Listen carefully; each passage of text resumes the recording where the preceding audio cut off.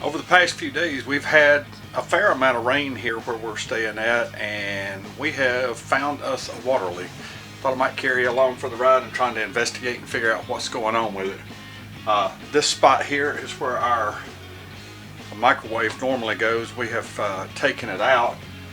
This is the vent that goes outside here, and we can see where water is coming through here and went down through the wall, through the top of the window, and was pooling up down on the countertop. So my mission today is going to be to take that outside vent off, see if I can figure out if it's cracked, got any leaks.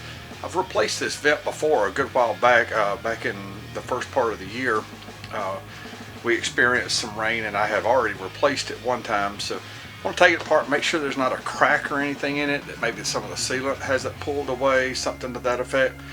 Taking the microwave out is not very hard.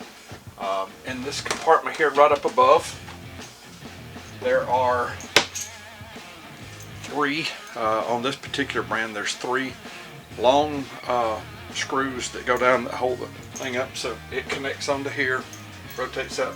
These three hold it into the bottom of the cabinetry up there. It's not real hard. If you choose to do this, you might want to get some help because the microwave is quite heavy when it starts to come down, trying to hold it with one hand. So usually get Donna to give me a hand with that. So here we go. We're gonna try to get around outside, and as you can see, I've already taken the trim off on the inside. I'm gonna go around to the outside and we'll take that thing off and see what it looks like. We're gonna take this off. Like I said before, we've had this thing off before, and I think it's got a hairline crack in it, and maybe the sealant has come loose on it. So take you through the steps of getting this off. It's basically about 10 screws across through there, pop it off, but you need to take a razor knife and cut it, and we'll walk through those steps right now.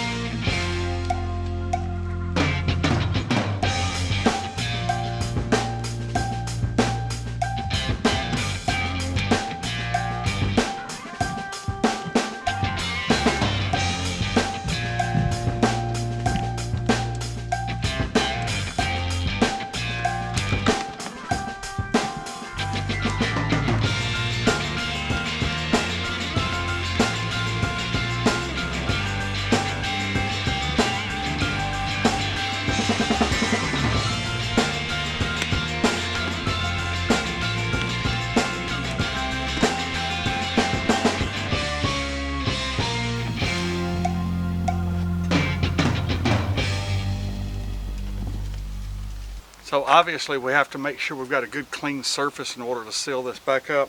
I like to use a 3M general purpose adhesive cleaner. Tends to take care of the surface, and it's not bad. It'll take the residue off but won't hurt your paint coat on there. So this is what we're going to use to finish cleaning that off and get us a good clean surface to work with to reinstall the new one.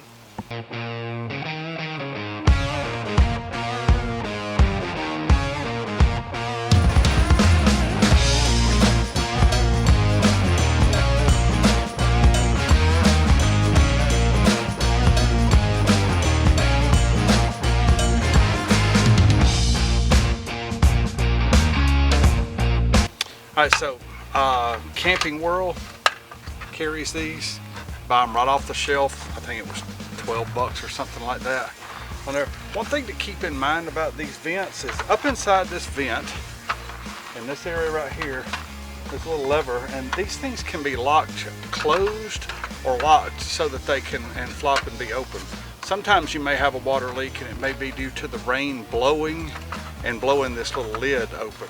We know that ours was locked shut during the time periods that we had the heavy rain. So one of the other things that you needed to have bought while you were out is some butyl tape, or some sealing tape as they call it, to put around the outside of this. What we're going to do is put it around there, make a nice seal.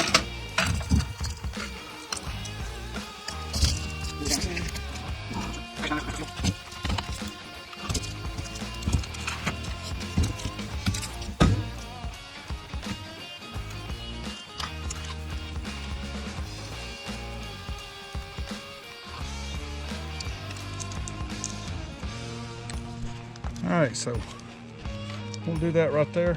Make sure we got not too much overlapping on the corners. You don't want the corners to stand out too far, else you'll create a gap. So we'll peel some of this back and try to cut this putty so that it matches a little bit. Just a slight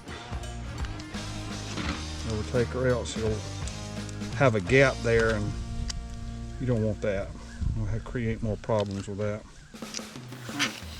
All you gotta do is pull the tape off.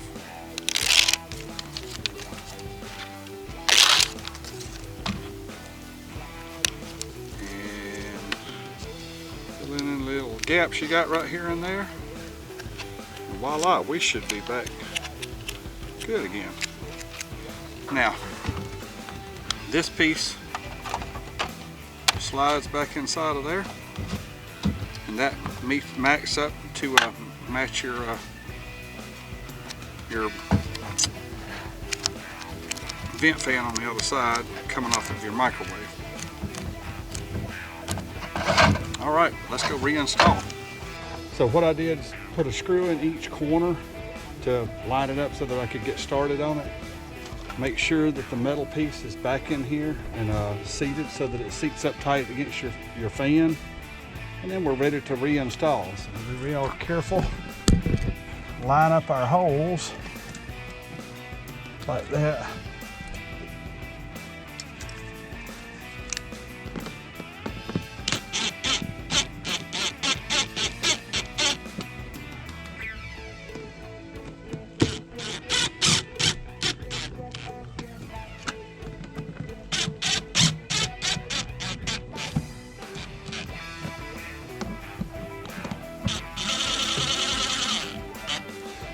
One thing to be real careful about this, you don't want to, especially if you're using a drill like I am, is to not run it up in there. You will strip these out if you're not careful.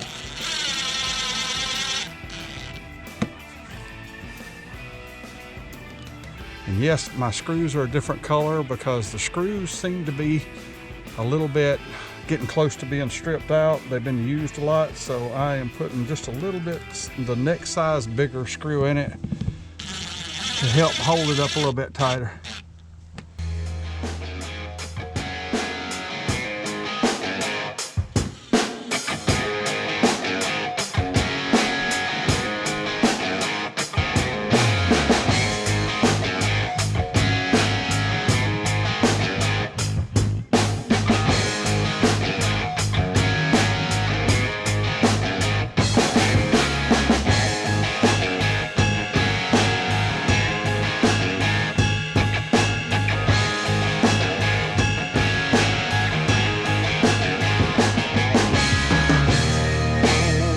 Alright, so we got it reinstalled back up here. All of it's good and tight.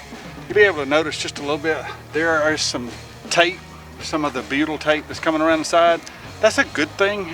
We can peel this back off.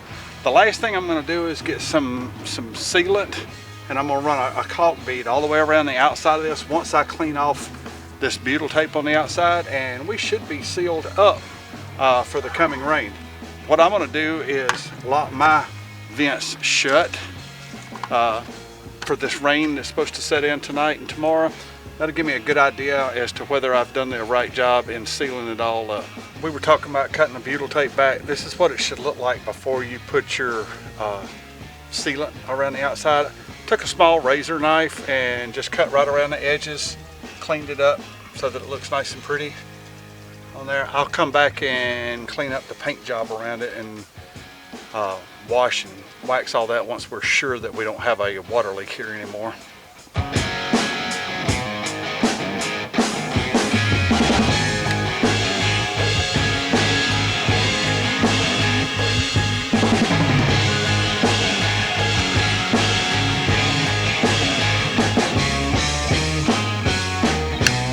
that project, not including the taking the microwave out, anything like that, to actually replace this out here took us about 30 minutes.